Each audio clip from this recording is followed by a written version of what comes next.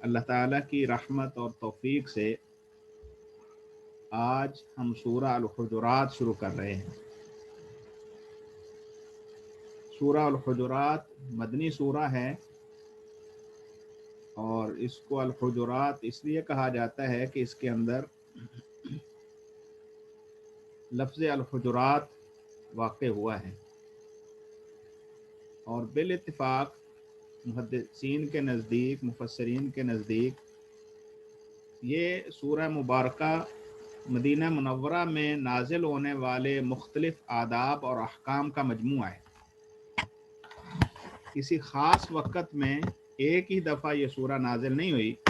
بلکہ مختلف اوقات میں جو عام مسلمانوں کو آداب احکام اللہ تعالیٰ کی طرف سے ملے ان کو ایک جگہ پر جمع کیا گیا، اور خاص طور پر اس کے اندر ایک مومن آدمی کے لیے زندگی گزارنے کے وہ مخصوص آداب اللہ تعالیٰ نے بیان فرمائے ہیں، جس کو نہ صرف انفرادی طور پر بلکہ اجتماعی طور پر انسانوں کی معراج کہا جاتا ہے۔ ابتدا میں اللہ تعالیٰ نے اللہ اور رسول صلی اللہ علیہ وسلم کے ساتھ ایک مومن کے کیا احکام ہونے چاہیے، کون سے آداب ملحوظ رکھنے چاہیے، ان کا تذکرہ کیا ہے، اور پھر اس کے بعد عام مسلمانوں میں اگر کسی قسم کی کوئی نا اتفاقی کی شکل بن جائے تو اس میں کون سا طریقہ اختیار کیا جائے گا وہ بتلایا گیا، اور پھر اسی طرح جو عام بین الاقوامی طور پر لوگوں کے ہاں مشکلات کا سبب بننے والی چیز ہے، اس کا اللہ ذوالجلال والاکرام نے بڑے خوبصورت انداز میں کما فرمایا ہے، اور وہ نسلی امتیاز ہے۔ تو عام طور پر معاشروں میں جو فساد کی جڑ ہے وہ ایک کو دوسرے کے اوپر فوقیت دینا اور اپنا حق سمجھتے ہوئے دوسرے کو نیچا دکھانا، تو اس کو اللہ ذوالجلال والاکرام نے بڑے خوبصورت انداز میں اس سورہ مبارکہ میں اس کو کلی طور پر جو ہے وہ ختم کر دیا۔ اور پھر اسی طرح اللہ ذوالجلال والاکرام نے اس سورہ مبارکہ کے اندر وہ آداب اور احکام جن کے ذریعے ایک معاشرہ حقیقی طور پر اللہ تعالیٰ کا برگزیدہ بندوں پر مشتمل معاشرہ بنتا ہے، ان کو انٹروڈیوس کروایا۔ تو اللہ تعالیٰ نے ابتدا میں مومنوں کو خطاب کیا ہے۔ یہ اللہ تعالیٰ کا انداز ہے کہ مختلف اوقات میں اللہ ذوالجلال والاکرام اپنے بندوں سے خطاب فرماتے ہیں، کبھی صرف اہل ایمان کو، کبھی تمام انسانیت کو، کبھی صرف کافروں کو۔ تو یہاں پر ابتدا میں ہی اللہ تعالیٰ نے اہل ایمان کو خطاب کیا، کیونکہ سارے احکام تقریباً انہی کے گرد گھومیں گے۔ اللہ جل شانہ نے ارشاد فرمایا، اعوذ باللہ من الشیطان الرجیم، بسم اللہ الرحمن الرحیم، یا ایہا الذین آمنوا لا تقدموا بین یدی اللہ ورسولہ، اے اہل ایمان، لا تقدموا بین یدی اللہ ورسولہ، اللہ اور اس کے رسول سے آگے نہ بڑھو۔ لا تقدموا، آگے نہ بڑھو، بین یدی اللہ، اللہ سے اور اللہ کے رسول سے۔ اللہ اور اس کے رسول سے آگے بڑھنے، اس سے پہلے بھی ہم پڑھائے ہیں، اللہ تعالیٰ نے منع فرمایا تھا کہ کسی مومن مرد اور عورت کے لیے یہ جائز نہیں ہے، اذا قضى اللہ ورسولہ امرا ان یکون لهم الخیرۃ، کہ اگر اللہ اور اس کے رسول کوئی فیصلہ کر دیں تو کسی مومن مرد اور کسی مومنہ عورت کے لیے جائز نہیں ہے کہ وہ پھر اس کے بعد اپنا جو ہے وہ کوئی بات کرے۔ اور یہاں پر اللہ تعالیٰ نے اس سے بھی آگے بڑھ کر بات کہی، لا تقدموا بین یدی اللہ ورسولہ، یعنی یہ نہیں ہے کہ کسی معاملے میں فیصلہ کرتے ہوئے اللہ اور اس کے رسول کے احکام کو دیکھے بغیر تم اپنے آپ سے ہی کوئی فیصلہ کر بیٹھو، نہیں، اللہ اور اس کے رسول کے سے آگے نہ بڑھو، یعنی ہر معاملے میں تمہیں اللہ اور اس کے رسول کی اتباع کرنا ہے، اور اسی میں ہی تمہاری خیر ہے۔ واتقوا اللہ، اللہ سے ڈر جاؤ، کہیں ایسا نہ ہو کہ تم اپنی بات کو اللہ اور اس کے رسول کی بات پر مقدم کر بیٹھو،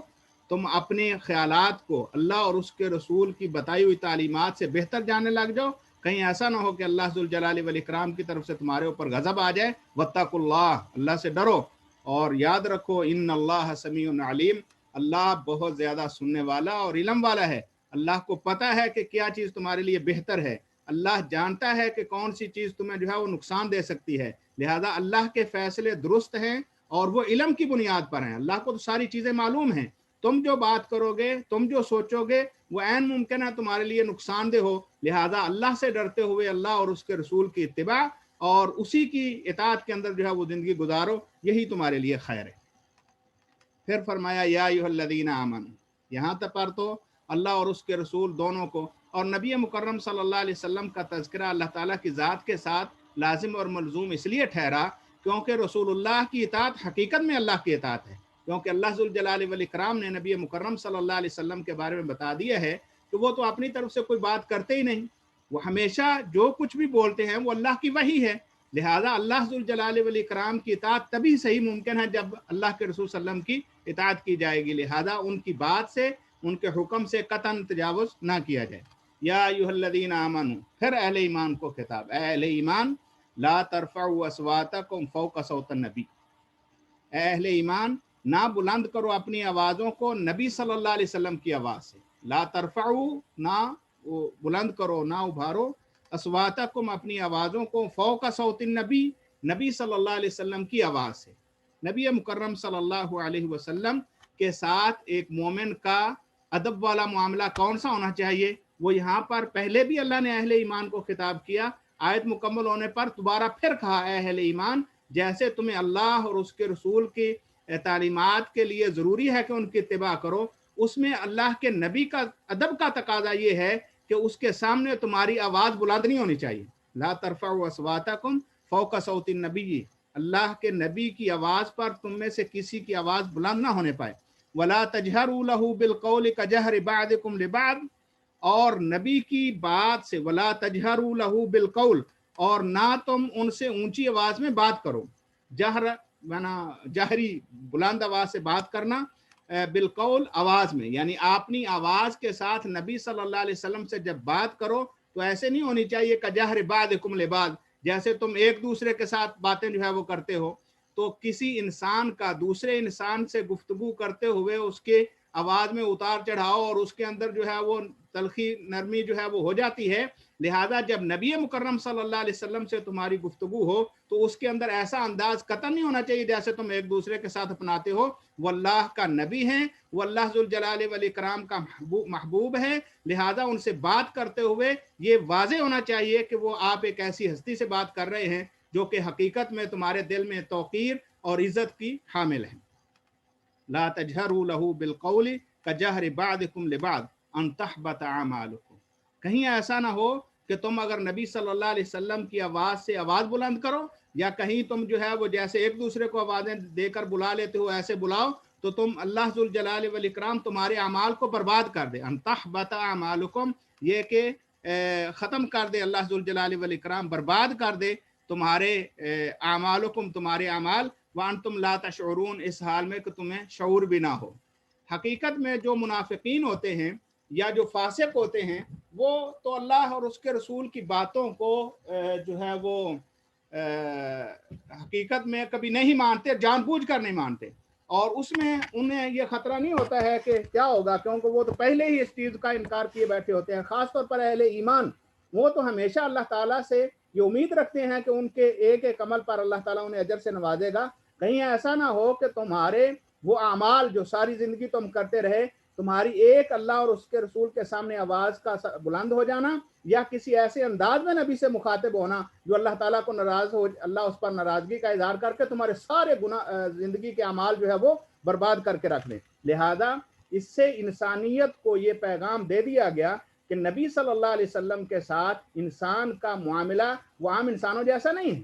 اور نبی مکرم صلی اللہ علیہ وسلم کے ساتھ اگر بات کرتے ہوئے کسی سے کوئی ایسا جملہ نکل گیا جو اللہ کی ناراضگی کا سبب بن گیا تو اللہ تعالیٰ کو اس بات کی پرواہ نہیں ہے کہ تم کون ہو، اللہ ذوالجلال والاکرام ساری زندگی کے اعمال برباد کر کے رکھ دیں گے، لہذا اہل ایمان کو یہ تو نبی مکرم صلی اللہ علیہ وسلم کی زندگی میں تو واضح تھا، اب کیا چونکہ دین ہمارے لیے قیامت تک کے آنے والے انسانوں کے لیے سب کے لیے ہے، تو کیا پھر بعد میں بھی یہی صورتحال ہے؟ جی ہاں، بالکل ایسے ہی ہے، اللہ ذوالجلال والاکرام نے قیامت تک کے آنے والے انسانوں کو یہ وعدے کر دیا ہے کہ اب چونکہ اللہ کے رسول کی تعلیمات، اللہ کا دین، اللہ کی شریعت، اللہ کے احکام وہ نبی مکرم صلی اللہ علیہ وسلم کے ذریعے سے امت تک پہنچ چکے ہیں، اب کوئی بندہ ان سے اگر تجاوز کرتا ہے، ان کے سامنے اپنی بات کو مقدم کرتا ہے اور اس کے اوپر اپنے خیالات کو ترجیح دیتا ہے یا اپنی جو ہے وہ ذاتی جو اس کے اندر آنے والی چیزیں ہیں ان کو شریعت سے بہتر کر جانتا ہے، تو وہ اپنا یہ معاملہ دیکھ لے. اللہ تیرے اعمال کو نہیں دیکھے گا کہ تو کتنا حاجی تھا, کتنا نمازی تھا, کتنا تھا. اگر تم نے اللہ اور اس کے رسول سے تجاوز کی کوشش کی تو اللہ تمہارے اعمال کو برباد کر کے رکھ دے گا. حتیٰ کہ تم نے اگر نبی صلی اللہ علیہ وسلم کی جو ہے وہ ذات کے بارے میں, آپ صلی اللہ علیہ وسلم کی تعلیم کے بارے میں کوئی ایسی بات کر دی جو اللہ اور اس کے رسول کی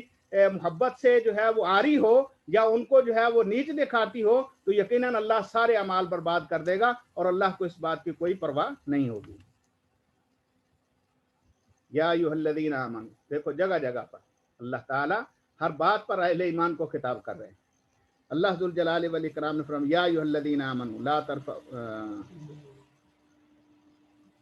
یا ایھا الذین آمنوا لا ترفعوا اصواتکم فوق صوت النبی ولا تجهروا له بالقول كجهر بعضكم لبعض ان تحبط اعمالكم وانتم لا تشعرون ان الذين يغضون اصواتهم عند رسول الله.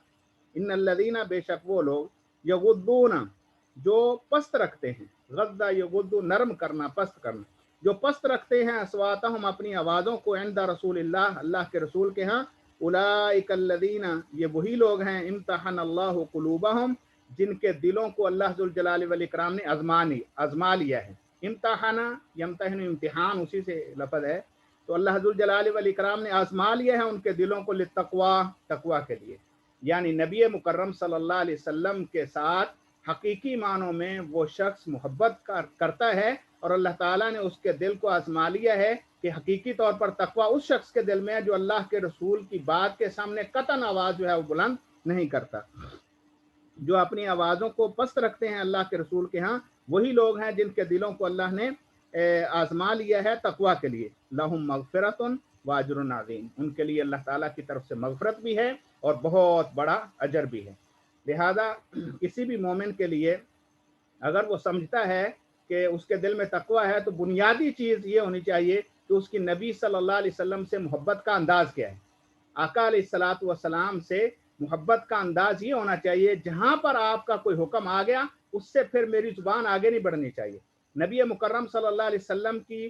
باتوں کے سامنے کسی قسم کی تعویل کی ضرورت نہیں ہے. جو حکم ہے وہی سار آنکھوں پر ہے. ادھر ادھر سے چونکہ چنانچہ یہ ہو سکتا تھا, وہ ہو سکتا تھا, وہ کیوں ہوا, یہ ساری چیزیں اللہ اور اس کے رسول کے مقابلے میں ہیچ ہیں. اور اگر کوئی شخص اس طرح کی باتوں کا سہارا لیتا ہے تو وہ پھر پہلے والا حکم کہیں ایسا نہ ہو کہ اس کے اعمال برباد ہو جائیں. لہذا تقوی کا انداز یہ ہے کہ جب اللہ اور اس کے رسول کی بات آ جائے تو وہاں پر انسان اپنی آواز کو پست کر لے اور اپنے خیالات کو جو ہے وہ معدوم جانے, اور حقیقت میں یہی تقوی ہے کہ اللہ اور اس کے رسول کی بات کو مقدم کیا جائے.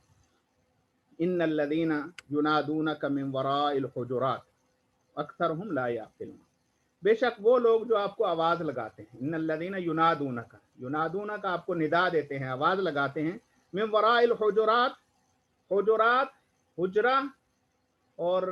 اس کی جمع حجرات آتی ہے. حجرہ کہتے ہیں کوئی بھی جس میں چار دیواری ہوئی ہو تو وہ عموماً حجرہ کا لفظ بولے, یا کمرے کے لیے آپ بول سکتے ہیں. تو وہ لوگ جو آپ کو آپ کے گھروں کے باہر آ کر آواز لگاتے ہیں, اور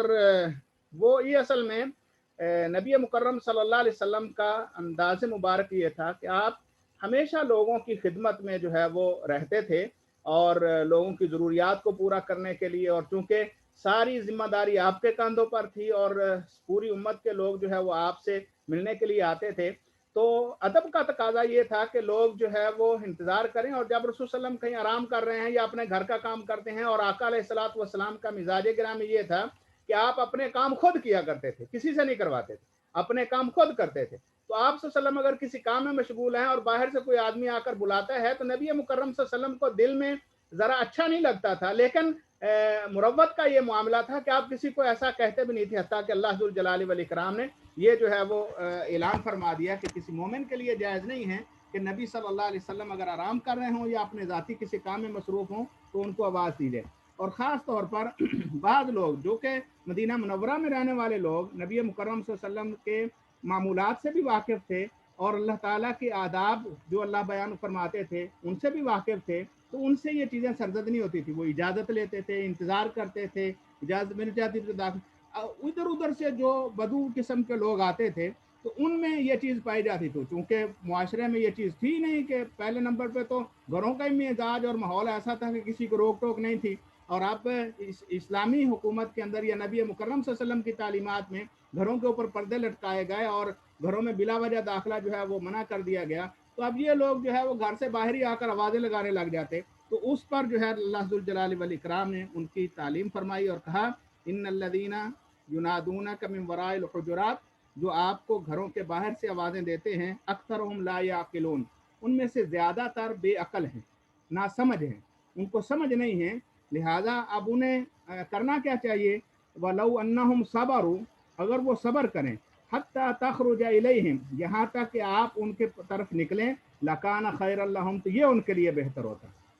واللہ غفور الرحیم، اور اللہ بخشنے والا ہے، رحم کرنے والا ہے۔ یعنی اللہ تعالیٰ نے مومنوں کو یہ تعلیم دی کہ نبی صلی اللہ علیہ وسلم اگر اپنے گھر میں ہوں تو وہ جب تک خود باہر تشریف نہ لے آئیں تب تک انتظار کیا جائے، اور جب آپ آ جائیں آپ ان کے سامنے اپنا معاملہ رکھیں اور ان سے کوئی رہنمائی لینی ہے تو لیں، اگر کوئی دین سیکھنا ہے تو سیکھیں۔ اور اسی سے استدلال کرتے ہوئے فقہاء نے، محدثین نے، مفسرین نے اس بات کو اخذ کیا ہے کہ اگر کوئی شخص صاحب منصب ہو،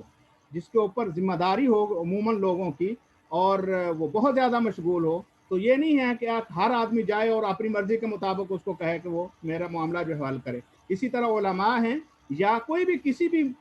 جو ہے وہ معاملے میں اپنے کسی کام کے اندر مشغول ہے جس کا بہت زیادہ ذمہ داریاں ہیں، تو ایسے شخص کو بلا وجہ تنگ نہ کیا جائے۔ اللہ تعالیٰ کی منشا اور اللہ تعالیٰ کی تعلیم انسان کے لیے یہ ہے کہ انتظار کیا جائے حتیٰ کہ وہ اپنی مصروفیات سے فارغ ہو کر جب اس کا وقت ہو بیٹھنے کا یا ملاقات کا تو اس وقت اس کے سامنے اپنے معاملات رکھے جائیں۔ اور اللہ ذوالجلال والاکرام نے یہ کہہ کر واللہ غفور الرحیم اس بات کو واضح کر دیا کہ آج تک پہلے جو ہو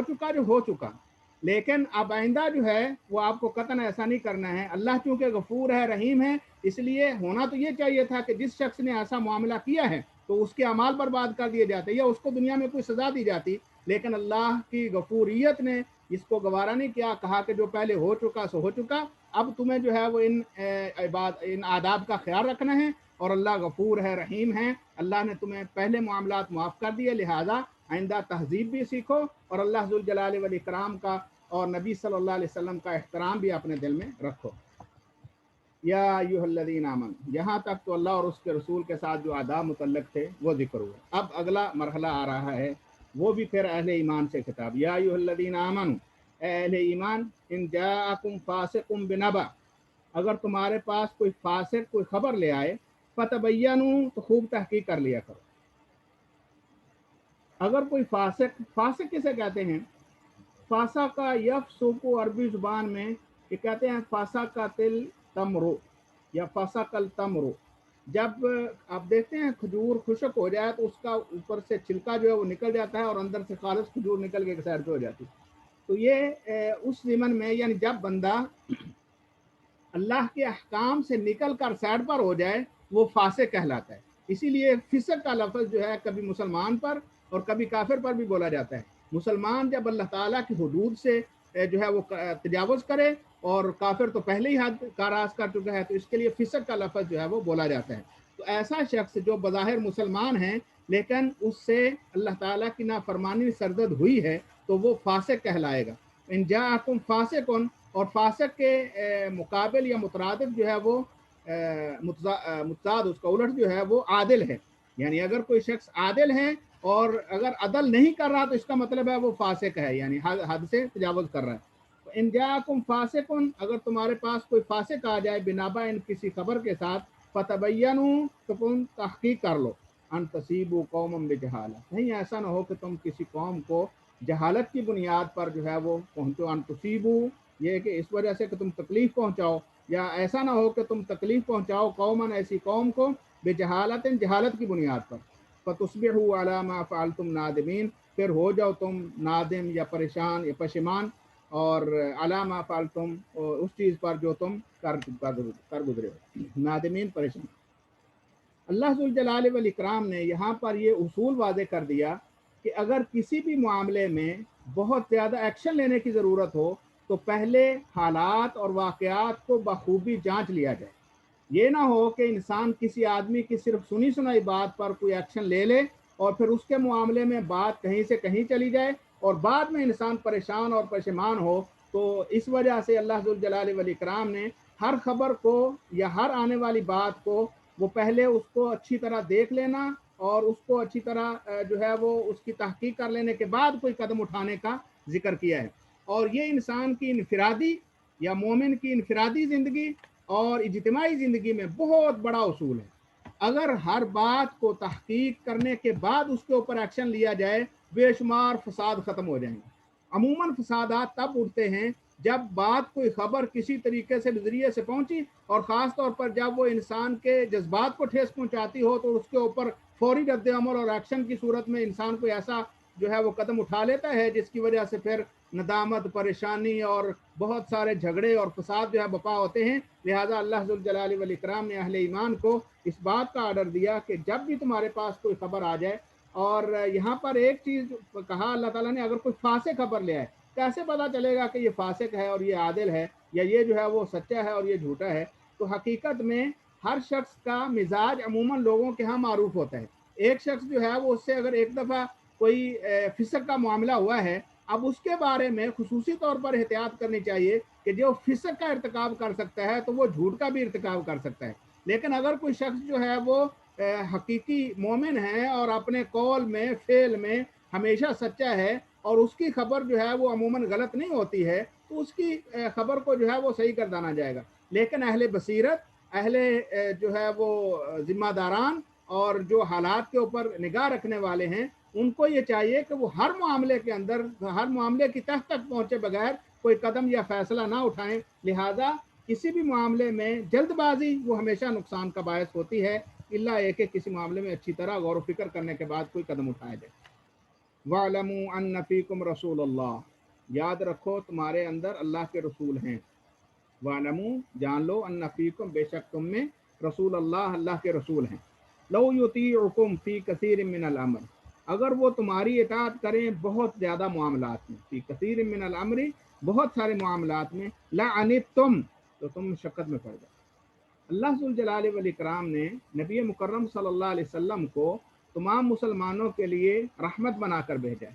اور رحمت کا تقاضا یہ ہے کہ ہر شخص کے لیے خیر کا پہلو اس میں غالب رہتا ہے۔ اب لوگوں کے اندر کچھ لوگ ایسے ہوتے ہیں جو ہمیشہ جوشیلے پن کا اظہار کرتے ہیں، اور خاص طور پر وہ ذمہ داران کو ابھارتے رہتے ہیں کہ مخالفین کو جو ہے وہ نیچا دکھایا جائے، ان کے خلاف کارروائی کی جائے۔ اور ایسی صورت میں اللہ ذوالجلال والاکرام کا آرڈر، کیونکہ نبی صلی اللہ علیہ وسلم یہاں پر شروع میں کہا وَاعْلَمُوا، یاد رکھو، اَنَّ فِيكُمْ رسول اللہ، کہ تمہارے اندر تو اللہ کا رسول موجود ہے۔ اب اللہ کے رسول کی موجودگی میں تم اپنی بات یا اپنی حزبیت یا اپنے جو ہے وہ خیالات ان کو آگے کر کے اللہ کے رسول سے کوئی ایسا کام جو ہے وہ کہنے کے لیے کہو، تو وہ تو اللہ کے رسول ہیں اور اللہ ہر چیز کو بخوبی جانتا ہے اور اللہ انہیں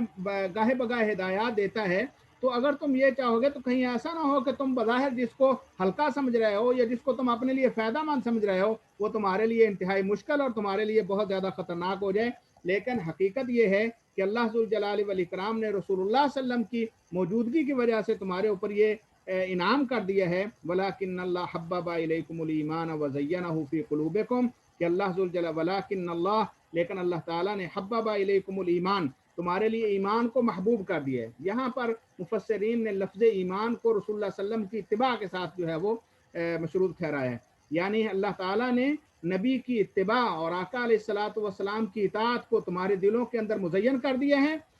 وَزَيَّنَهُ فِي قُلُوبِكُمْ، تمہارے دلوں کے اندر اس کو خوبصورت بنا کر جو ہے بٹھا دیا ہے۔ وَكَرَّهَ إِلَيْكُمُ الْكُفْرَ وَالْفُسُوقَ وَالْعِصْيَانَ، اور اس نے ناپسند کر دیا ہے تمہارے لیے کفر کو، فسوق کو اور نافرمانی کو۔ فسق وہی حد سے تجاوز کرنے،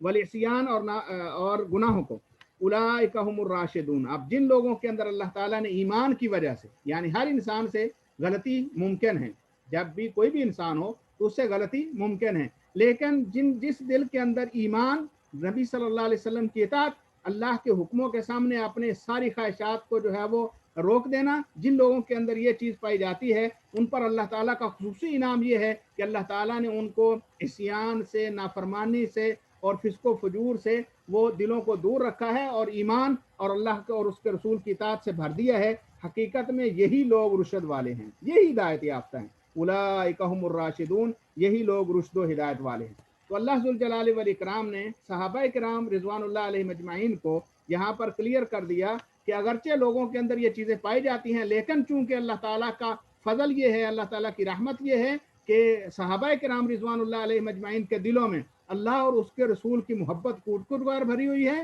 اور رسول اللہ صلی اللہ علیہ وسلم کی تربیت کا یہ اثر ہے کہ ان کے دلوں سے کفر، فسوق اور عصیان جو ہے وہ دور رہتے ہیں۔ اس لیے ان سے اگر کسی قسم کی کوئی ظاہری اور وقتی لغزش آ بھی جاتی ہے تو اللہ ذوالجلال والاکرام انہیں پھر ہدایت ہی کی طرف لے جاتا ہے، کیونکہ حقیقی ہدایت یافتہ یہی لوگ ہیں۔ فضلا من اللہ و نعمت، یہ اللہ کا بہت بڑا فضل اور اللہ کی نعمت ہے کہ اللہ تعالیٰ نے تمہیں ایمان جیسی نعمت سے، اتباع جیسی نعمت سے سرفراز کیا ہے۔ واللہ علیم حکیم، اور اللہ یقیناً بہت زیادہ علم والا، حکمت والا ہے۔ اللہ ذوالجلال والاکرام کا یہ تمہارے اوپر فضل اور نعمت، یہ اس کے علم اور حکمت کی بنیاد پر، اللہ تعالیٰ نے اپنے علم کی بنیاد پر اور اپنی خاص ہر معاملے کے اندر اللہ تعالیٰ نے حکمت کی بنیاد پر یہ فیصلہ کیا ہے کہ حقیقی رشد جو ہے وہ انہی لوگوں کے ہاتھ میں آتا ہے جو اللہ اور اس کے رسول کے سامنے اپنی ساری چیزیں جو ہے وہ پیچھے کر دیتے ہیں۔ اور پھر اس کے بعد اللہ تعالیٰ نے مسلمانوں کے آپس کے اندر جو معاملات گڑبڑ ہو جائیں تو ان کی اصلاح کیسے کی جائے گی اس کی طرف توجہ دلائی، اور فرمایا وَإِن طَائِفَتَانِ مِنَ الْمُؤْمِنِينَ اقْتَتَلُوا فَأَصْلِحُوا بَيْنَهُمَا وَإِن طَائِفَتَانِ، اور اگر دو گروہ، طائفہ اور یہ اصل میں 2 افراد سے 9 افراد کے لیے گروہ چھوٹا سا ہو تو اس کے لیے طائفہ کا لفظ بولا جاتا ہے، اور بسا اوقات جو ہے وہ قوم کا لفظ جو ہے وہ بھی گروہ کے لیے بولا جاتا ہے۔ تو یہاں پر وَإِن طَائِفَتَانِ، اور اگر 2 گروہ، من المؤمنین، مومنوں میں سے، دونوں گروہ مومن ہیں، اقتتلوا، جھگڑ پڑے آپس میں، لڑ پڑے، فاصلحوا بینہما، تو ان دونوں کے درمیان صلح کروا دو۔ اب مومن کا ایمان کا تقاضا یہ ہے کہ اگر کسی کے اندر کسی بھی قسم کی کوئی برائی دیکھتا ہے، کوئی غلطی دیکھتا ہے، اس کی اصلاح کی کوشش کرتا ہے۔ تو اگر کوئی 2 مسلمان گروہ آپس میں جھگڑ پڑے تو اس کو ان دونوں کے درمیان صلح کروا دو۔ فَإِن بَغَتْ إِحْدَاهُمَا عَلَى الْأُخْرَى، اور اگر ایک گروہ ان میں سے دوسرے پر زیادتی کرے، فَإِن بَغَتْ، پس اگر زیادتی کرے، حد سے تجاوز کرے، إِحْدَاهُمَا، ان میں سے ایک، عَلَى الْأُخْرَى، دوسرے پر، فَقَاتِلُوا الَّتِي تَبْغِي، تو اس شخص کے خلاف یا اس گروہ کے خلاف قتال کرو جو حد سے تجاوز کرے، یعنی دونوں کے درمیان صلح کے لیے بھرپور کوشش کرو، لیکن اگر دوران صلح آپ کو یہ یقین ہو جائے کہ ایک شخص جو ہے وہ بلا وجہ زیادتی کر رہا ہے اور حق کو قبول کرنے سے جو ہے وہ گریز کر رہا ہے، تو پھر تم حق والے کے ساتھ ہو۔ یہ نہیں ہے کہ صلح میں کوشش کی، اگر نہیں ہو سکی تو انسان جو ہے وہ سائڈ پہ اور پر بیٹھ جائے اور ان کا تماشا دیکھتا رہے کہ چلیں بھی لڑتے رہو۔ نہیں، اہل ایمان، تمہارے لیے یہ ضروری ہے، یا تمہارے ایمان کا یہ تقاضا ہے کہ تم ہر صورت میں ان کے اندر پائی جانے والی جو بغاوت ہے، یہ حد سے تجاوز ہے، اس کو ختم کرو، اور وہ شخص یا وہ گروہ جو حد سے تجاوز کر رہا ہے اگر وہ حق بات کی تو نہیں مان رہا، فقاتلوا، پھر اس سے قتال کرو، اس سے لڑائی کرو، حتی تفیء الی امر اللہ، کب تک؟ جب تک وہ اللہ کے حکم کی طرف نہیں پلٹ آتا۔ یعنی ان کے ساتھ وہ لڑائی یا ان کے ساتھ وہ جنگ یا ان کے ساتھ وہ جو معاملہ آپ کر رہے ہیں وہ اس لیے نہیں ہے کہ انہوں نے آپ کی بات نہیں مانی، بلکہ اللہ تعالیٰ کی طرف سے بھیجی ہوئی حقیقت کا جو انکار کرتا ہے یا اللہ اور اس کے رسول کی باتوں سے تجاوز کر رہا ہے اور حق کو نہیں مان رہا، تو اس کو اس بات کی طرف لانے کے لیے تم جو ہے وہ کوشش کرو۔ فَإِن فَاءَتْ، اور اگر وہ گروہ واپس پلٹ آئے، فَأَصْلِحُوا بَيْنَهُمَا، تو پھر دونوں کے درمیان صلح کروا دو، بالعدل، عدل کے ساتھ۔ یعنی وہاں پر یہ نہیں ہے کہ اب چونکہ تم نے ہماری اس وقت بات نہیں مانی تھی، ہم اب اپنی منمانی کریں گے اور جو چاہیں گے تم سے منوائیں گے، نہیں، بالعدل، عدل کے ساتھ، واقسطوا، اور انصاف کرو، ان اللہ یحب المقسطین، بے شک اللہ انصاف کرنے والوں کو پسند کرتا ہے۔ انما المؤمنون اخوہ، میں جلدی کر رہا ہوں کیونکہ ٹائم جو تھوڑا رہ گیا۔ انما المؤمنون اخوہ، بے شک مومن سارے بھائی ہیں۔ فاصلحوا بین اخویکم، اپنے بھائیوں کے درمیان ہمیشہ صلح کی کوشش کرو۔ واتقوا اللہ، اللہ سے ڈر جاؤ، لعلکم ترحمون، تاکہ اللہ تم پر رحم کرے، لعلکم ترحمون، تاکہ تم رحم کیے جاؤ۔ یعنی حقیقت میں اللہ تعالیٰ کی رحمت ان لوگوں پر ہوتی ہے جو دوسروں کے اندر خیر کا جو ہے وہ بیج بوتے ہیں، جو صلح کی بات کرتے ہیں، جو لوگوں کے اندر خیر جو ہے وہ بانٹتے ہیں اور اللہ اور اس کے رسول کے اطاعت میں رہتے ہیں۔ اللہ سے دعا ہے اللہ ذوالجلال والاکرام حقیقی معنوں میں ان آداب کو ملحوظ خاطر رکھنے کی توفیق نصیب فرمائے۔ اللہ ہمیں حق معنوں میں، صحیح معنوں میں حق کو سمجھنے کی اللہ توفیق دے، اور پھر حق کے اوپر عمل پیرا ہونے والے بنا دے۔ وآخر دعوانا الحمدللہ رب العالمین۔